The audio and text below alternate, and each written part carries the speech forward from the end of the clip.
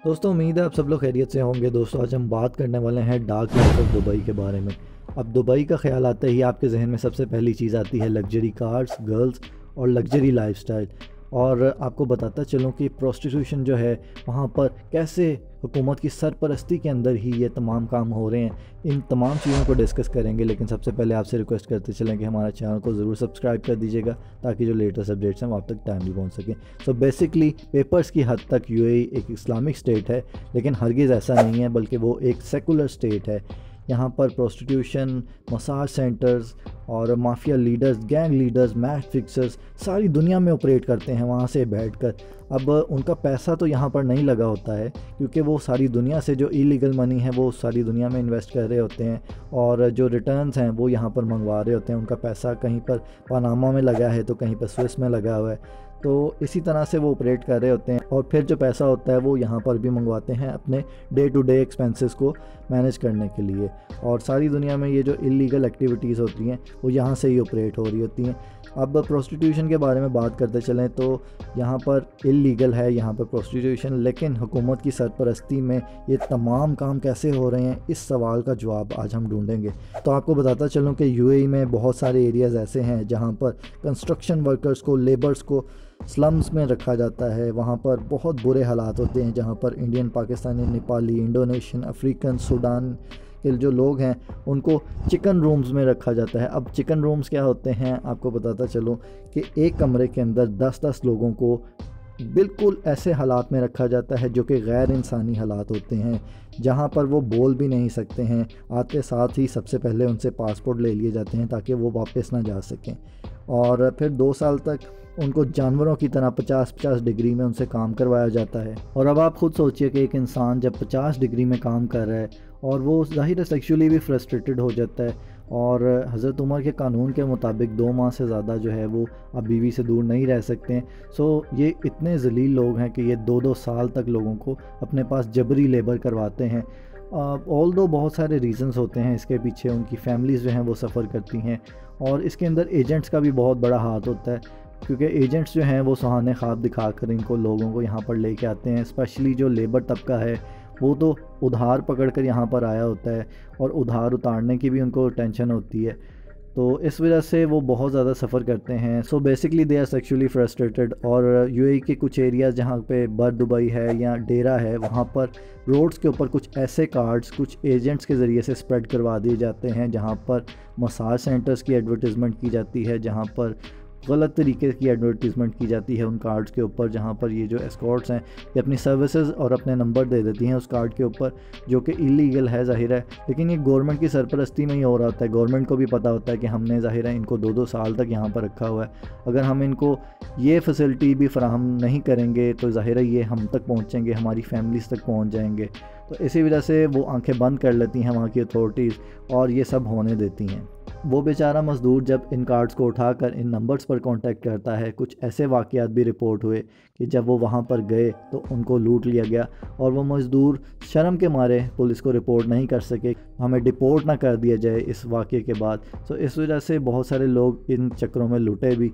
अब हम बात करते हैं कि वाई यूएई सो सेफ़, वहाँ पर फाइनेंशियल इश्यूज़ इतने नहीं रहते हुकूमतों को, और इसी वजह से नहीं रहता है क्योंकि इसराइल के साथ मुसलसल राब्ते में रहा जाता है। जिस तरह से इसराइल कहता है वो उस तरह से ऑपरेट करते हैं अपने मुल्क को। वहाँ पर रिलीजन को इम्प्लीमेंट नहीं किया जाता लोगों के ऊपर, बल्कि एक सेकुलर सा वहाँ पर स्टेट बनाई गई है, जहाँ पर जो मर्ज़ी आए, जो करना चाहे करे, नाइट क्लब्स में जाना चाहते हैं जाइए। और आपको बताता चलूँ कि वहाँ पर आपने पिछले ही कुछ अरसे में देखा होगा कि जूइश वेडिंग हुई, बिगेस्ट वेडिंग थी रबी की, और फर्स्ट कोशर मार्केट भी वहाँ पर यूएई में ही इंट्रोड्यूस करवाई गई। वहाँ पर बहुत सारे ज्यूज़ को पिछले कुछ अरसे के दौरान ही बहुत इजाज़तें मिली हैं, आप बिज़नेस कर सकते हैं, आप जो है आज़ादाना घूम सकते हैं, सिक्योरिटी का पूरी तरह से ख्याल रखा जाता है, किसी तरह की उनको तकलीफ़ नहीं दी जाती, और उनके जो बिज़नेस हैं वो आम बिज़नेसेस से ज़्यादा तरक्की करते हैं, क्योंकि हुकूमत भी उसके अंदर इन्वेस्टर होती है। अब आपने लास्ट ओआईसी की मीटिंग में भी देखा होगा कि बहुत सारे ममालिक ये चाहते थे कि इज़राइल की ऑयल सप्लाई को रोक दिया जाए, उसके ऊपर इकनॉमिक सैंक्शंस लगाई जाएं, लेकिन यूएई ने उस बिल को अपोज़ किया और ये कहा कि हम इसको बिल को नहीं लाने देंगे। अब मैं आपके साथ कुछ स्टैट्स शेयर करता चलूँ यूएई के हवाले से कि वहाँ पर 6.3% सुसाइड रेशो है जो कि एक्सपर्ट्स के हैं, यानी कि जो लोग बाहर से आए हैं वो लोग ज़्यादा सुसाइड करते हैं क्योंकि उनको जिन हालात में रखा जाता है उनके पासपोर्ट ले लिए जाते हैं, तो जिसकी वजह से वो बहुत ज़्यादा सुसाइड करते हैं, वो डिप्रेशन में रहते हैं, अपने घर से दूर रहते हैं। और वहाँ के जो यूएई नेशनल्स हैं, ज़ाहिर है वो ये रेशो बहुत कम है, 0.9% रेशो है, आप अंदाज़ा कीजिए, ना होने के बराबर है। लेकिन जो बाहर से लोग आए हैं उनको वो बहुत ज़्यादा डिप्रेशन में रखते हैं और स्टैट्स के मुताबिक वहाँ का जो डिप्रेशन रेट है वो है 4.63%। और यहाँ पे ह्यूमन ट्रैफिकिंग के भी बहुत सारे मसाइल हैं और वो ह्यूमन ट्रैफिकिंग कैसे की जाती है, ख़वातीन को दीगर ममालिक से वहाँ पर अच्छी सैलरीज़ या रिसेप्शन की जॉब के जो फैसिलिटीज़ हैं और बहुत अच्छी पर्क्स एंड बेनिफिट्स बताए जाते हैं, वहाँ पर उनको लेके आया जाता है और फिर प्रोस्टिट्यूशन में उनको डाल दिया जाता है। आपको कुछ अर्सा पहले तक याद होगा कि खात्मा वाले वीज़ा निकला करते थे, अब उसका नाम हाउस मेड हो गया है। अब इन ख़वातीन के ऊपर बहुत ज़्यादा जुल्म किया जाता था, इनको जो है वो जबरी तौर पर रखा जाता था, उनसे 12-12, 16-16 घंटे काम लिया जाता था और उनकी तनख्वाहें बहुत कम दी जाती थी और उनको एज ए लौंडी या ग़ुलाम के तौर पर ट्रीट किया जाता था। और ह्यूमन ट्रैफिकिंग के आज भी बहुत ज़्यादा मसाइल हैं यूएई में। आपको बताता चलूँ कि इसी वजह से जो यूएस स्टेट डिपार्टमेंट है उसने टियर 2 में रखा हुआ है यूएई को, क्योंकि यहाँ पे ह्यूमन ट्रैफिकिंग की बहुत ज़्यादा शिकायतें हैं। तो अब हम बात करते हैं कि ये जो लग्जरी लाइफस्टाइल और ये जो इन्फ्लुएंसर्स आपको दुबई का एक रूप दिखाते हैं, बल्कि उनकी गवर्नमेंट भी बहुत सारे एडवर्टीज़मेंट के ज़रिए से जो रूप दिखा रही होती है। तो आपको बताता चलूँ, अगर आप जॉब करने दुबई गए हुए हैं तो एक मिड एवरेज प्रोफेशनल की जो सैलरी है वहाँ पर वो 60% तो उसकी सैलरी जो है वो रेंट में ही चली जाती है और जो बाकी 40% रहता है वो 20% जो है वो घर भेज देता है अपने, और जो बाकी 20% है उससे वो गुजारा कर रहा होता है। और यूएई के एक्सपर्ट्स के हवाले से कुछ स्टैट्स शेयर करता चलूँ कि वहाँ पर 70% जो एक्सपर्ट्स आते हैं उनकी $500 से भी कम सैलरीज होती हैं, बल्कि जो 30% होते हैं ज़ाहिर है वो प्रोफेशनल होते हैं, वो सॉफ्टवेयर हाउसेस में अगर आ रहे हैं या दीगर किसी मैनेजरियल पोजीशन पे आ रहे हैं तो उनकी सैलरीज कुछ अच्छी भी होती हैं।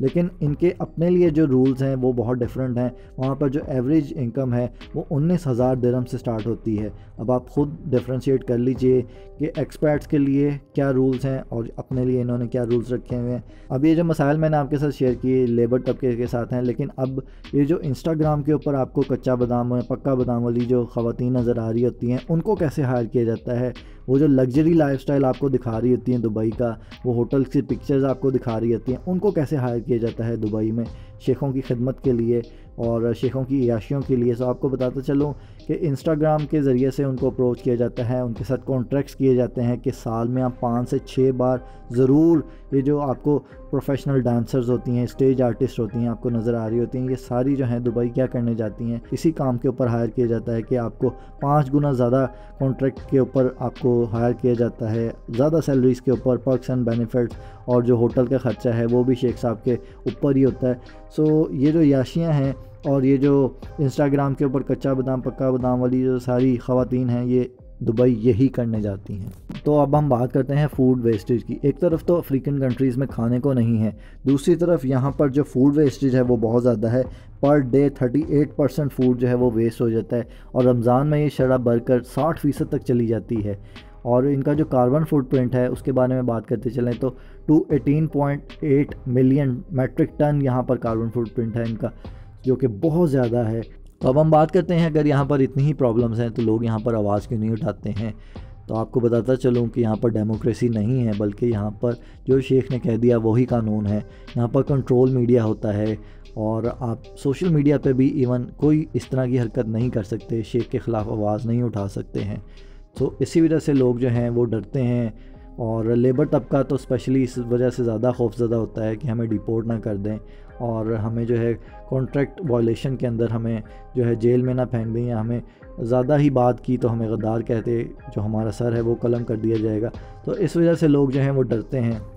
इस वीडियो बनाने का मकसद ये था कि अगर आप किसी भी ऐसे थर्ड वर्ल्ड कंट्री से बिलोंग करते हैं जहाँ पर आपको बहुत सारे मसाइल दरपेश हैं और आप ये देख रहे हैं कि यार मेरे पास कोई अपॉर्चुनिटी नहीं है, तो बहुत सारे जो लोग यहाँ पर जाते हैं गल्फ़ कंट्रीज़ के अंदर वो सारी ज़िंदगी इन शेखों की ग़ुलामी में गुजार देते हैं और एट द एंड जब वो घर वापस आते हैं अपने मुल्क के अंदर और उनकी कोई प्रॉपर्टी नहीं बनी होती है और औलाद जो है वो बिगड़ चुकी होती है।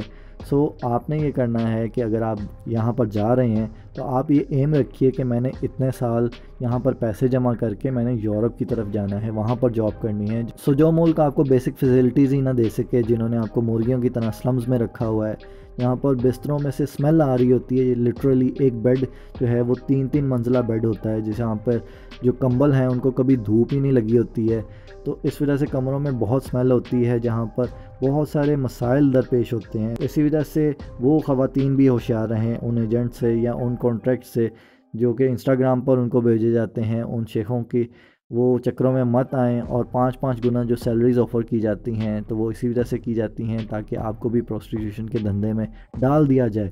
सो इस वजह से होशियार रहें और उम्मीद करता हूँ कि आज की हमारी वीडियो आपको पसंद आई होगी। अगर हमारी वीडियो पसंद आई है तो हमारे चैनल को ज़रूर सब्सक्राइब कर दीजिएगा। अपना ख्याल रखिएगा। अल्लाह हाफ़िज़। I feel like I'm losing my mind.